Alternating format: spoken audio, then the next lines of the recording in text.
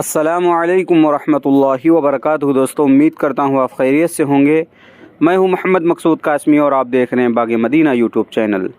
دوستوں، جمعیت علماء ہند کے صدر مولانا محمود اسعد مدنی نے ریاست منی پور میں تشدد کا دائرہ بڑھنے پر سخت تشویش کا اظہار کیا ہے۔ انہوں نے یہ بات منی پور کے لیولونگ ضلع تھوبال میں 4 مسلمانوں کی افسوسناک شہادت کے تناظر میں کہی ہے۔ عسکریت پسندوں نے سوموار کی شام لیولونگ چنگاؤ میں دھاوا بولا اور وہاں موجود لوگوں پر گولی چلا دی۔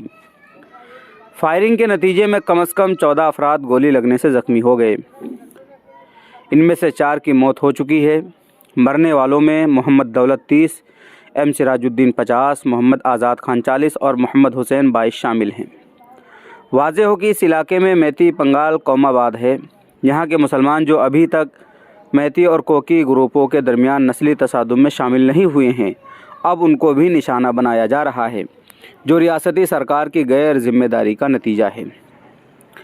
صدر جمعیت علماء ہند مولانا محمود اسعد مدنی نے اس سلسلے میں وزیر داخلہ حکومت ہند امت شاہ اور ریاست کے وزیر اعلیٰ شری این برن سنگھ کو خط لکھ کر کہا ہے کہ اس گھناؤنے جرم کے مرتکب افراد کے خلاف سخت کارروائی کی جائے۔ کا وارانہ تانے بانے کو درست کرنا اور تمام شہریوں کے جان و مال کی حفاظت ریاست کی اولین ذمہ داری ہے۔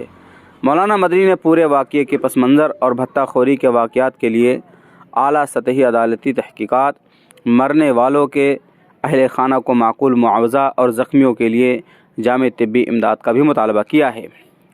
مولانا مدنی نے ریاستی جمعیت علماء کے ذمہ داروں کو ہدایت دی ہے کہ امن و امان کے قیام میں اپنا ہر ممکن کردار ادا کریں۔ جمعیت علماء ہند کے جنرل سیکریٹری مولانا حکیم الدین قاسمی، جنہوں نے 2 ماہ قبل منی پور کا دورہ کیا تھا، وہ وہاں متاثرہ علاقوں میں سرکاری افسران اور جمعیت کے ذمہ داروں سے لگاتار رابطے میں ہیں۔ تو دوستو، یہ تھا افسوسناک معاملہ کہ 4 مسلمانوں کو گولی مار دی گئی ہے، اور اسی کو لے کر کے مولانا محمود مدنی صاحب نے امت شاہ کو خط بھی لکھا ہے، جو وزیر داخلہ ہیں، اور ان سے کارروائی کا مطالبہ بھی کیا ہے۔ اب آپ حضرات کا اس خبر کے متعلق کیا کہنا ہے؟ نیچے کمنٹ باکس میں اپنی رائے کا اظہار ضرور کریں، اور پہلی بار چینل پر آئیں سبسکرائب بھی کر سکتے ہیں۔